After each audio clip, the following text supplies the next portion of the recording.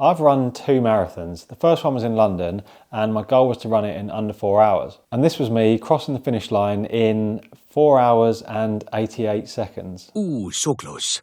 Straight after that, I pretty much collapsed. I threw up on a tree, went all shivery and my lips turned blue. That all sounds lovely.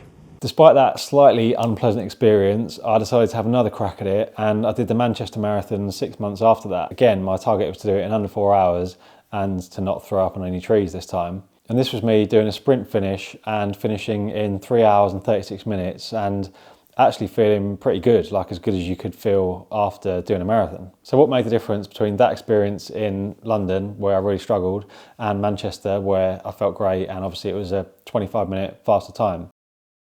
First one is maybe a bit controversial, but it is shoes. I've always bought into the idea of barefoot running. So for ages, I've done any running that I'm doing in these. These are Vivo barefoot something. So when I did my first marathon, I did all of the training and the race itself wearing those. And that's fine. Obviously, it's completely possible to run a sub 4 hour or a much, much quicker marathon in barefoot shoes. But I found that towards the end of the marathon, when I was really struggling, I'll come on to that a bit more in a minute, I was kind of looking around at everyone else wearing like different shoes and thinking, God, I wish I had something that was helping me out a bit more. So for my second marathon in Manchester, I wore these monstrosities. These are Nike Alpha Fly, I think, maybe Vaporfly, can't quite remember. Vaporfly, it says in there. By the way, I bought this colour because they were cheaper than all the nicer colours. Having run a marathon in these and in those, I think it is a little bit easier running in these. I'm not going to say it's like completely different. I don't for a second think that these made like the whole difference of that 25 minutes between my marathon times, but maybe like 1 or 2%, something like this is more helpful than something like this. Since the marathon, I've gone back to wearing these, so I could do all my running in these because I just think it's healthier.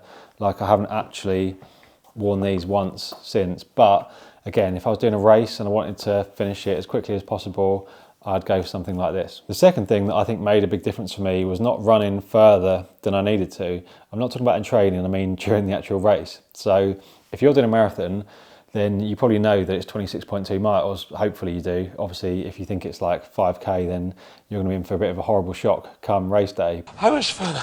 It's a little tiny 9 miles. What you might not realise is that actually during your marathon, you're almost certainly going to run more than 26.2 miles. So basically, when they measure out marathon routes, they measure it so that if you took the shortest possible route around every corner, you would still run at least 26.2 miles. But obviously it's virtually impossible to do that because there's loads and loads of people. So you're having to kind of go around certain corners a bit wider or whatever. Yeah, basically it doesn't feel like you're doing much extra, but over such a long distance, it really adds up. So during the London Marathon, you know, it's really busy. I was so focused on sticking to my pace that I would happily go like all the way out of my way to go around slower groups. But that meant that during that marathon, I ran 27 miles. It doesn't sound like loads more, but obviously that extra 0.8 miles, depending on what pace you're doing, might be an extra like 3, 4, 5 minutes. But more than that, you just don't want that extra distance in your legs because 26.2 miles plus a bit is enough. So yeah, don't add on more than you need to. So in Manchester, I was much more aware of that.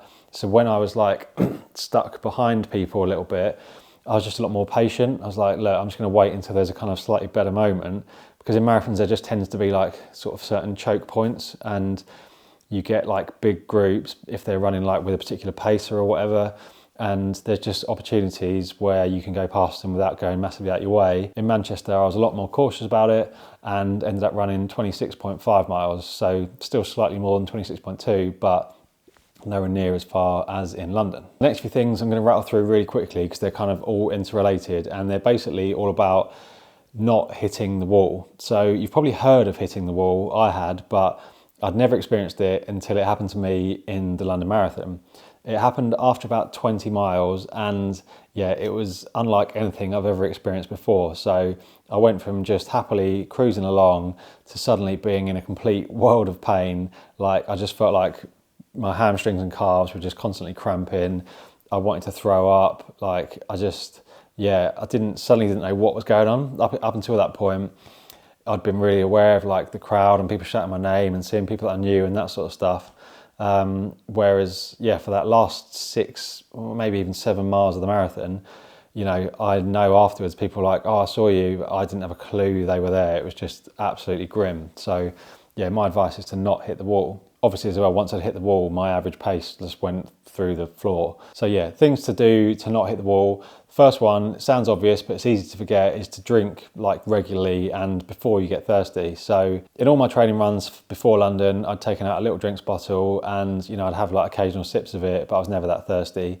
Whereas obviously when you do the race, you're running further than all your long training runs, but also most training plans, you do the long runs slower than marathon pace. So actually on race day, you're running further than you've ever run before, but also at a quicker pace than you're used to doing those kind of distances. So chances are you're likely to get a bit thirstier. So yeah, just make sure that you're having like a little bit of drink every so often, because I think one of the main problems for me was that I just got massively dehydrated, and by the time I realised that, it was kind of too late. Another thing is making sure that you have electrolytes. A few people had said that to me before London, but I was kind of pretty relaxed about it. I thought I was just going to cruise it, to be honest. So yeah, I don't know all the science, but basically electrolytes are good. Electrolytes have a lot of benefits, and one of the main ones is that they make you less likely to get cramp. So after all my like training runs during preparation, I'd be having drinks with electrolytes in just to kind of keep my normal levels up. And then, yeah, I had a drink of electrolytes before I started the race. During the race, I had a drink of electrolytes, and the nutrition that I was using, which I'll come on to next, also had electrolytes in it. So, yeah, just basically making sure that keeping those levels up really reduces your chance of cramp, and that is a good thing. Another thing that I did much better in Manchester than in London was my nutrition. For London, I'd been using these Lucozade gels in training, and so that's what I used on race day. But basically, like, I always hated them. So then in London, when I was like starting to struggle and feeling sick, I was like really struggling to get this gel down. Like, I kind of knew that I needed it, but also I really didn't want to start throwing up. So yeah, I ended up kind of not getting as much of that sort of stuff down as I perhaps needed. Whereas for Manchester, I tried out a few other gels and found that I hated basically all of them. They just taste like weird chemicals. But I found these Cliff blocks and basically worked out that if I just had one of those every mile, that would be plenty in terms of like carbohydrates and electrolytes as well. Obviously loads and loads of people use gels and that's fine, but if you find gels disgusting like I do, then find something else that works. And the final thing that I think went much better for me in Manchester than in London was just the kind of final bits of preparation. So in the week leading up to Manchester, I took it a lot more easy. Like, I tried to kind of rest as much as I could. I ate quite a bit more, you know, like carb loading. I'm sure you've heard of that. Don't go like overboard so that you're completely like stuffed. But yeah, I think it's a good idea to sort of get some carb heavy meals in the sort of week, few days, and definitely the day before the race. Whereas in London, I didn't really do any of that sort of stuff particularly. And the day before the race, I was at a wedding like quite a few hours away from London. Obviously just had to eat kind of what was at the wedding. And so yeah, as much as you can, try and sort of look after yourself in the week leading up to the marathon. And, you know, if you're going somewhere to do your marathon and you're staying over the night before, which is what I did in both places, then like book a restaurant. So in Manchester, I found like a good pasta restaurant and booked a table there. So I knew like I was going to be able to get a good kind of carb heavy meal.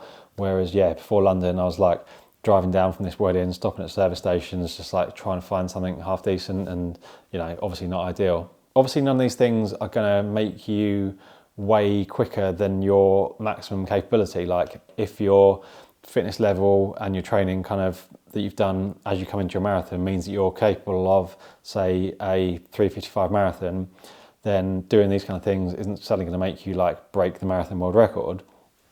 But I feel like basically the training and the fitness you've done gives you kind of a best possible case scenario of like, you know, if everything goes great, this is the best possible time that you could get. All the stuff that you don't do right then sort of detracts from that. So like, you know, I think when I went into London, I was fully capable of running, I don't know, probably a 3:45, 3:50 marathon. But all that stuff that I did wrong then meant that I ended up with a 4:01 and a bit marathon. I went into Manchester probably not really much fitter than I was before London. Like my training had actually gone better for London than it did for Manchester. But I did all that other stuff right. So if my best possible time was like 3:35, then I got 3:36. Do you know what I mean? Pretty much there. So yeah, I think it's a shame to kind of do all the hard work for months in training, get to a certain stage and then perform way below your potential because you haven't done some of these like small basic things right. And also, as I say, it's a lot more enjoyable to like run a marathon feeling pretty decent than to get to mile 18, 19, 20, absolutely hit the wall and then have to like fight through the pain barrier for the last 6, 7, 8 miles. I hope that was useful. If you're doing a marathon, then let me know which one it is. Thanks for watching. See you in a bit.